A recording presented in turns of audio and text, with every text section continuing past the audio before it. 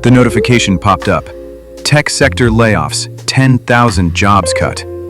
My rent was due in 4 days. I knew the math.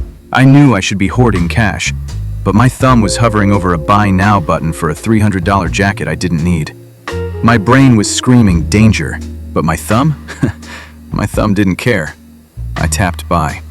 You see this jacket? It's a limited edition waterproof technical shell. It cost me $300.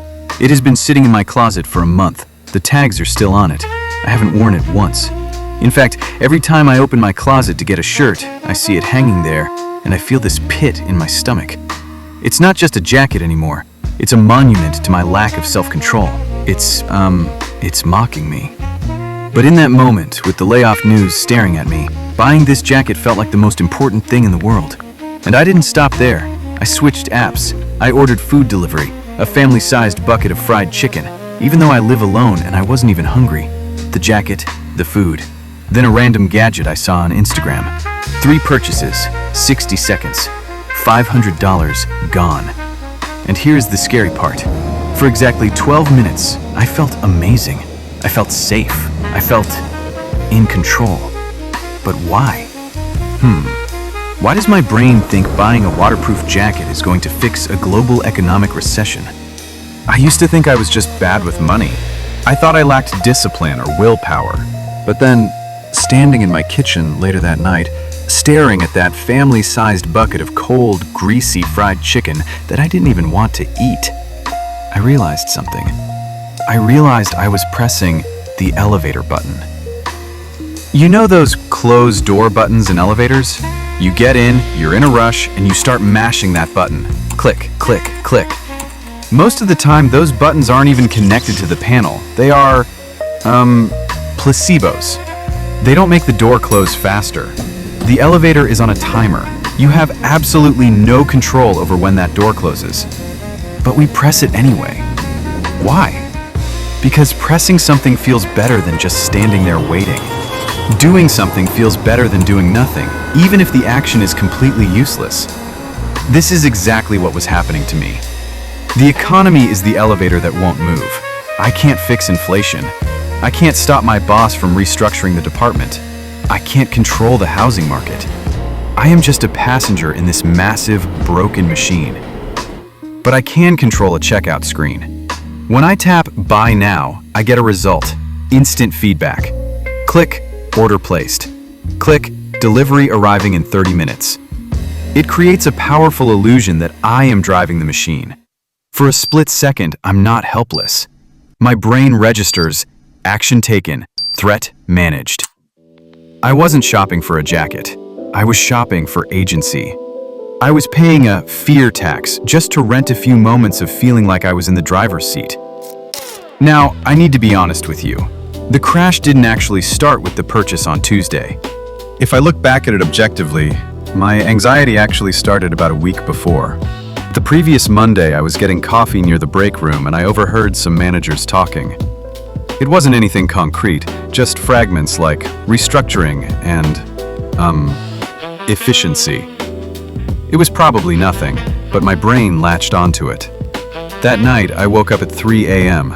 I made the mistake of picking up my phone. TikTok knew exactly what to do. It didn't serve me content, it fed me fuel for my anxiety. Climate grid failure, housing market crash, why your savings are worthless. I didn't feel panicked in a screaming sort of way. I just felt heavy, worn down. In a normal week, I can resist a $7 coffee. I can walk past a sale. But when you are bombarded by existential threats, layoffs, wars, climate change, your brain enters a state of chronic uncertainty. My chest was tight. My jaw was clenched so hard my teeth hurt. This is going to sound dramatic, but sitting there, staring at my screen, my body was acting like something bad was about to happen. I couldn't fight the economy. I couldn't run away from the news. I needed to change my internal state immediately. And that's when the email arrived. Flash sale, 20% off, ends in 1 hour. That didn't look like an advertisement to me. It looked like a life raft. The checkout button promised me the one thing the world wouldn't give me, a guaranteed outcome. But here's the trap. And if you take one thing away from this video, Let it be this. The relief is a lie.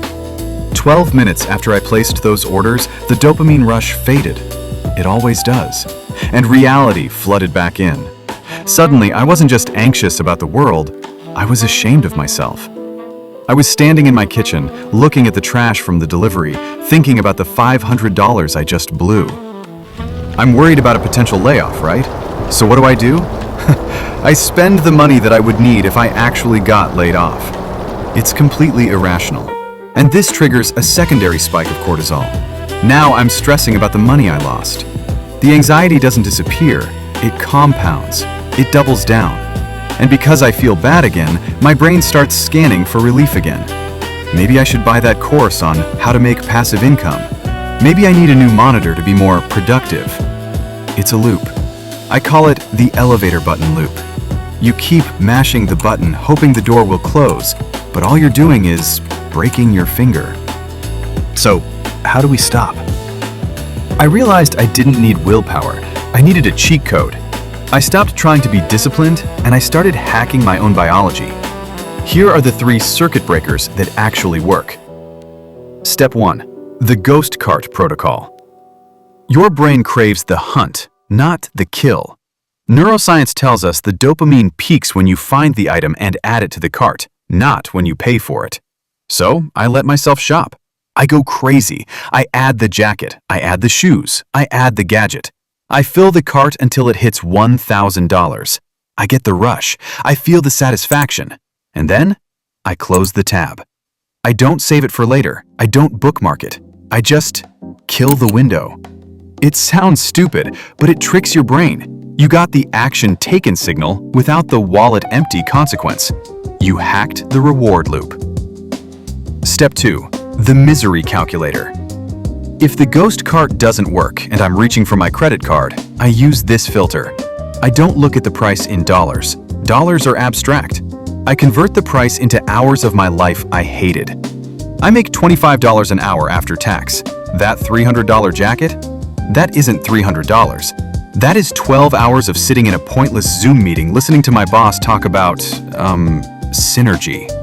Is this jacket worth 2 full days of pretending to work while I'm dying inside? Usually the answer is hell no. When you price things in suffering instead of dollars, the urge to buy vanishes instantly. Step 3. The 22-minute rule. Neuroscience shows it takes about 20 minutes for an emotional wave to subside. So the first thing I do is nothing. I force a pause. I set a timer for 22 minutes. Why 22? Because 20 feels too round, and 22 feels like a commitment. After the timer goes off, if I still want to buy it, I have to open my notes app and write down one sentence. What am I actually trying to fix? I did this last week. I almost bought a pair of noise-canceling headphones. I wrote down, trigger, layoff rumors, emotion, scared, solution, headphones? As soon as I saw it written down, the urge lost its shape. I realized I didn't want headphones. I wanted silence. I wanted safety. Headphones can't fix a layoff. The Doom Fund. Now, I'm not a robot. Sometimes you just need to buy something to feel better. I get it. So I gave myself a Doom Fund. It's $50 a month. Cash. I can spend this on absolute garbage. Candy, a stupid gadget, a game skin, whatever. No guilt, no justification. It acts like a pressure valve. Knowing I can spend it stops me from blowing up my entire savings account. 3 weeks after I started doing this, I saw another headline. Market correction, investors panic. The urge to do something flooded my system. But this time, I recognized the elevator button.